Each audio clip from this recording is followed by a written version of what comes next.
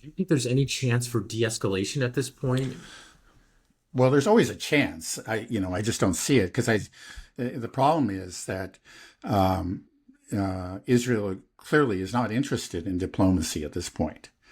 I mean, every action that they have taken has been taken in order to undermine diplomacy. Now, Iran, as I think a lot of people say very naively, this new President Pezeshkian, it tried, very hard to undertake some kind of diplomacy and to avoid war and achieve a ceasefire in Gaza, and he's. But it became clear, everything that Israel did was calculated to undermine and to actually shut the door on diplomacy. There's of course the assassination of Hania. It's important to realize again this was on the immediately following the inauguration of the new president, who was a reformist president who had declared his intention to seek, peace with the West. If Israel was at all interested, in some kind of diplomatic solution, they would not be trying to undermine him, to directly, provoke attack, again, really directed at his authority.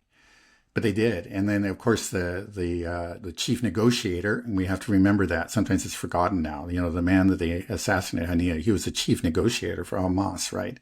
And so why, if you're interested in negotiations, you don't kill the chief negotiator on the other side and somebody who's known to be a moderate. He's been replaced by somebody who's more of a hardliner. Everything that they've done has been calculated to avoid any kind of solution. It's all, an attempt to escalate and to bring about war. So there's just no sign of any intention on the Israeli side at this point to climb down. It's just so crazy though, because surely, like after what just happened, okay, the first retaliation from Iran, slow drones, you could see the spin story. They said, okay, yeah, our air defense is great. But this last barrage that just happened yesterday has proven that Israel's defenseless. So why are you doing this? Why, at this point, should they realize like, okay, well, maybe we shouldn't do this, because clearly if they wanted to level Tel Aviv, they could do it. So maybe we should calm down, and we were a little too overconfident, and we really made some big mistakes in trying to avoid diplomacy. But at this stage, clearly they should realize that this is not going to end well for us. Right. Surely they people in Israel, Israelis, they don't want to die, right? They have to be coming to this realization, or many of them do, right? Or are they not? I don't see any signs of it. You have individual Israelis that express these opinions, these viewpoints, but it's just there is no faction. There's nobody within the government that is showing any desire to actually negotiate their way out of this and to seek peace with their neighbors. In general, for example.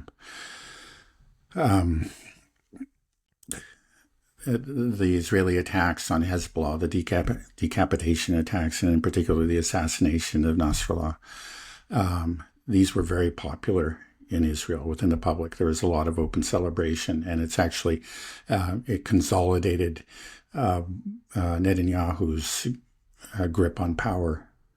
Right, but now that it's done to them, they should realize, right, that maybe this wasn't a good unfortunately, idea. I just, again, people don't turn around this quickly. It's going to take a lot more than this. This is probably, now they've gone down this path of, they've chosen the path of violence.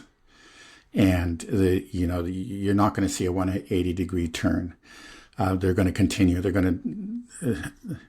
going to see more of the same. It may be, the dangerous thing is, okay, yeah, if it really starts to come home and then that they're, the parts of the city of Tel Aviv are destroyed, and you would think maybe there would be a reckoning, a reassessment. But to be honest, that's generally not what happens in wars. You look what's happening in Ukraine.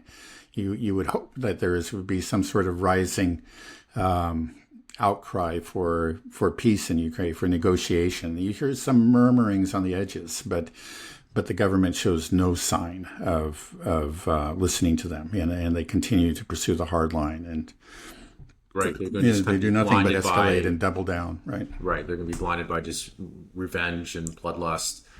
We're coming up close to the 1 year anniversary of October 7th. And I think a big problem now that Israel has is that it's been 1 year of them bombing Gaza and footage coming out of children that have been shredded and just blown apart. And also them bombing, places in Syria, bombing, port in Yemen, these bombings in Lebanon constantly. And then we knew that when there would be some type of retaliation and Israel is finally struck with these missiles, that there would be this cry of, Israel is under attack, poor little Israel, everybody needs to help and save Israel. And they're doing that. Clearly, you can see the Israeli spin machine.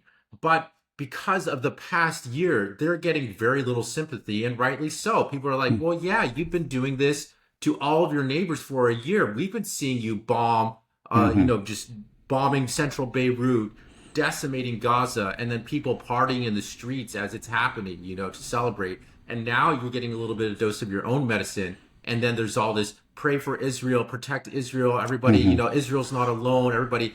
And and it's also important to say, well, in a way, they're not even getting a dose of their own medicine. I mean, the attacks that both Hezbollah and Iran have directed against Israel have focused on military, targets. Right. They entirely very carefully, very, very, in great contrast to what Israel has done.